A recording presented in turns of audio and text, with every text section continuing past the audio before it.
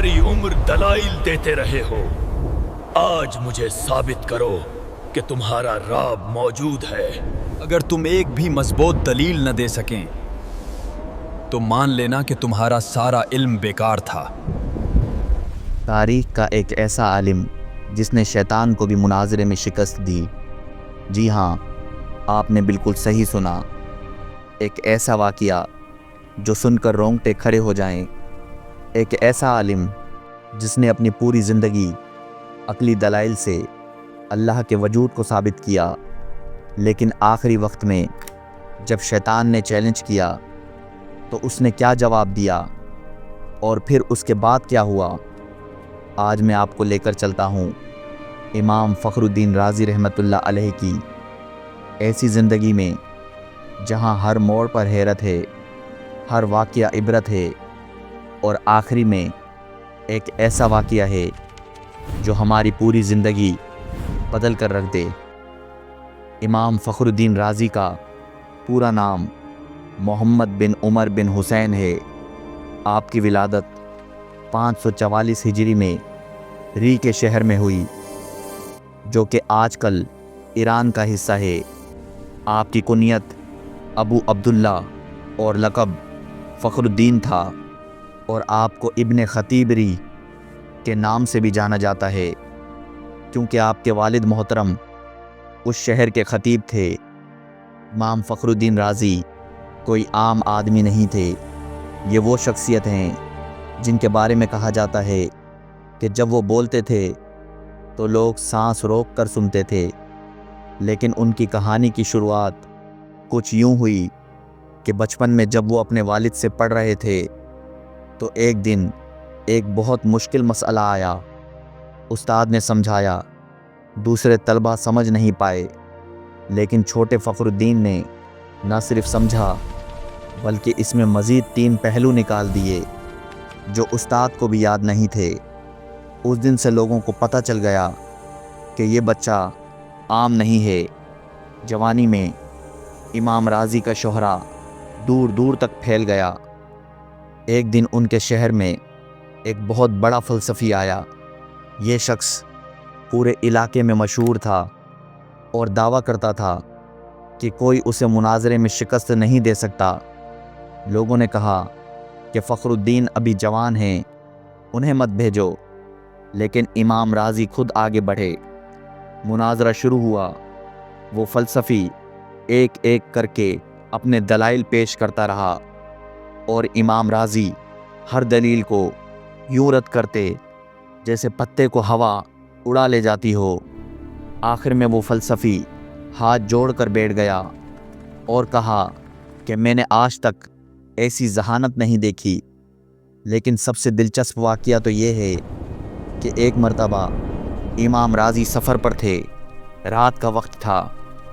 एक वीरान जगह पर काफ़िला रुका। इमाम राज़ी इबादत में मशगूल थे कि अचानक एक शख्स नमूदार हुआ। बड़ा अजीब सा, बड़ा खौफनाक चेहरा।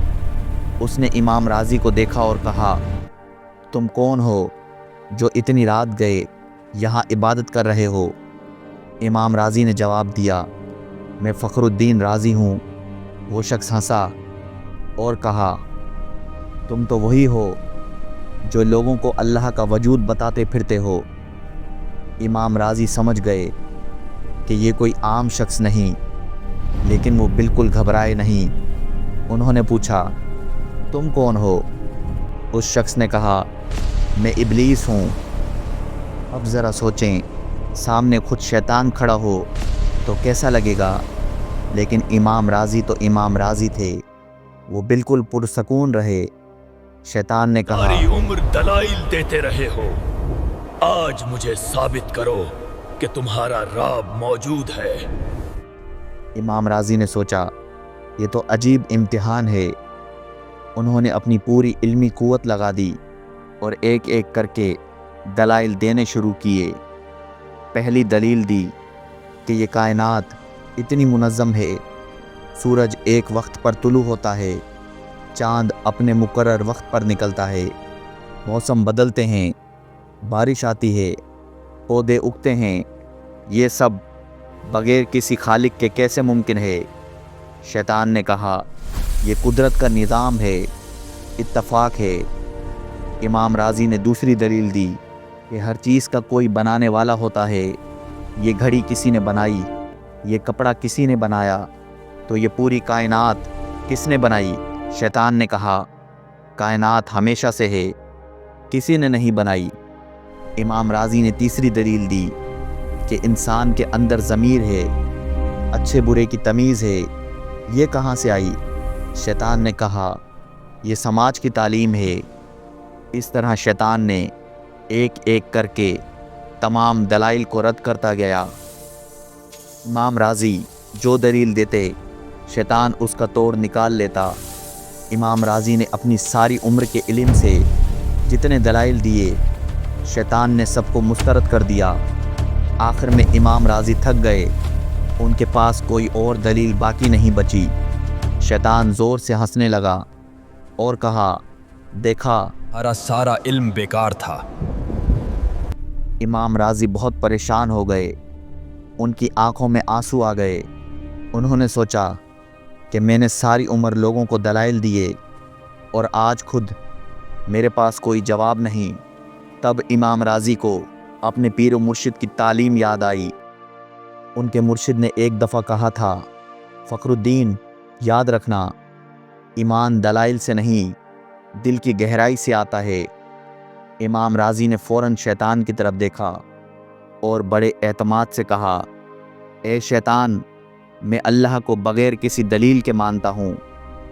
میرا دل گواہی دیتا ہے کہ وہ موجود ہے۔ میرا ایمان، میری روح میں بسا ہوا ہے۔ دلائل تو عقل کو سمجھانے کے لیے ہیں، لیکن ایمان دل کی چیز ہے۔ اور تو نے بھی اللہ کو دیکھا ہے، تو اس کے سامنے کھڑا رہا ہے، تو نے سجدہ کرنے سے انکار کیا تھا، تو بہتر جانتا ہے کہ وہ موجود ہے۔ یہ سنتے ہی شیطان کا چہرہ بدل گیا، وہ چیخا اور غائب ہو گیا۔ کہتے ہیں جاتے جاتے اس نے کہا تم نے مجھے شکست دے دی۔ اس واقعے کے بعد امام راضی کی زندگی بدل گئی۔ انہوں نے اپنی تفسیر میں لکھا میں نے عقلی دلائل میں الجھ کر بہت وقت ضائع کیا، حالانکہ سب سے بڑی دلیل تو دل کا سکون ہے جو ایمان سے ملتا ہے۔ انہوں نے کہا دلائل ضروری ہیں، لیکن آخری بھروسہ تو دل کے یقین پر ہے۔ امام راضی کی زندگی میں ایک عجیب بات یہ بھی تھی کہ وہ جب بھی کوئی کتاب لکھنا شروع کرتے تو پہلے 3 دن روزہ رکھتے اور راتوں کو نفل پڑھتے۔ ان کا کہنا تھا کہ علم تو اللہ کی طرف سے ہے، اگر دل صاف نہیں تو قلم سے صحیح نہیں نکلے گا۔ یہی وجہ ہے کہ آج ان کی تفسیر میں اتنی برکت ہے کہ آج تک لوگ پڑھتے ہیں اور فائدہ اٹھاتے ہیں۔ آخری ایام میں جب امام راضی بیمار ہوئے تو لوگ ان سے ملنے آتے اور کہتے کہ آپ نے اتنی کتابیں لکھیں، کیا آپ کو اطمینان ہے؟ امام راضی کہتے کتابیں تو میں نے بہت لکھیں، لیکن اب صرف ایک چیز کافی ہے۔ یا اللہ، میں بغیر کسی دلیل کے تجھ پر ایمان لایا، اب تو مجھے معاف کر دے۔ اللہ حافظ۔